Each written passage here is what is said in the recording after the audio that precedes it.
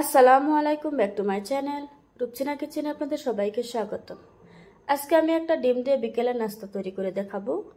একদম সহজ করে দেখানোর চেষ্টা করব।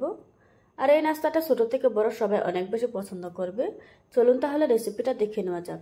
বিকেলের নাস্তা বানানোর জন্য প্রথমে আমি একটা ডিম ভেঙে নিয়ে আসছি আর দিয়ে দিচ্ছি 1/4 কাপ চিনি। আপনার চাইলে একটু বেশি দিতে পারবেন, আবার চাইলে একটু কমও দিতে পারবেন। এখন একটা হ্যান্ড উইক্স দিয়ে খুব ভালোভাবে মিশিয়ে নেব। যতক্ষণ পর্যন্ত চিনিটা গলে না যায় ততক্ষণ পর্যন্ত হ্যান্ড উইক্স দিয়ে মেশাতে হবে। চিনিটা গলে গিয়েছে,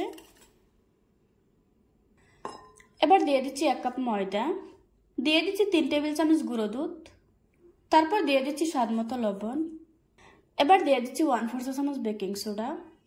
আপনারা চাইলে এখানে বেকিং পাউডারটা ব্যবহার করতে পারবেন। এখন আমি সবগুলো উপকরণ খুব ভালোভাবে মিশিয়ে নেব।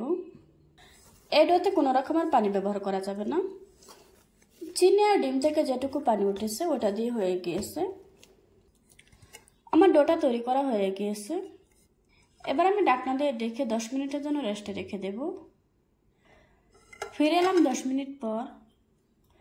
আমার ডোটা আগে থেকে অনেকটাই সফট হয়ে গিয়েছে। আমি ডোটাকে বোর্ডের উপর নিয়ে একটু মুদে নিচ্ছি। মুদে নেওয়া হয়ে গিয়েছে। এখন বড় সাইজের একটা রুটি বেলে নেব।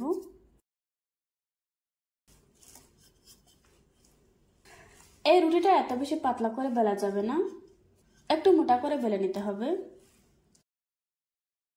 আমি এরকম মোটা করে একটা রুটি বেলে নিয়েছি।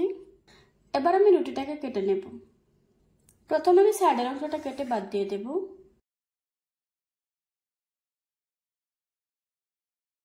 এবার আমি স্লাইস করে কেটে নেব।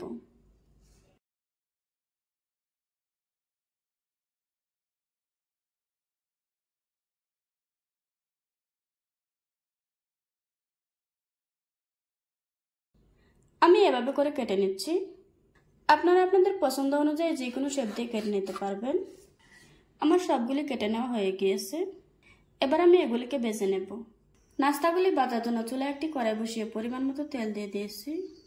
এখন আমি মিডিয়াম আঁচে তেলটাকে গরম করে নেব। তেলটা গরম হয়ে গিয়েছে। এখন গরম তেলের উপর নাস্তাগুলি দিয়ে দিচ্ছি। আপনারা দেখতেই পাচ্ছেন আমি তেলটা কতটুকু গরম করে নিয়েছি। এবার আমি চুলার আঁচ কমিয়ে দিয়ে নাস্তাগুলি ভেজে নেব। চুলার আঁচ কমিয়ে দিয়ে নাস্তাগুলি ভাজলে অনেক বেশি ফুলকো হবে। আপনারা দেখতেই পাচ্ছেন আমার নাস্তাগুলি আস্তে আস্তে ফুলকো হওয়া শুরু করেছে। এখন আমি উল্টিয়ে পাল্টিয়ে নাস্তাগুলিকে ভেজে নেব। কিছুক্ষণ ভেজে নেওয়ার পর এখন নাস্তাগুলিতে খুব সুন্দর একটা কালার চলে এসেছে। এবার আমি তেল জড়িয়ে একটা প্লেটে তুলে নেব। এভাবে করে আজকে আমি সবগুলি নাস্তা বানিয়ে নেব। দেখুন বন্ধুরা, আমার নাস্তাগুলি বানানো হয়ে গিয়েছে। একটা ভেঙে আপনাদের সাথে শেয়ার করছি।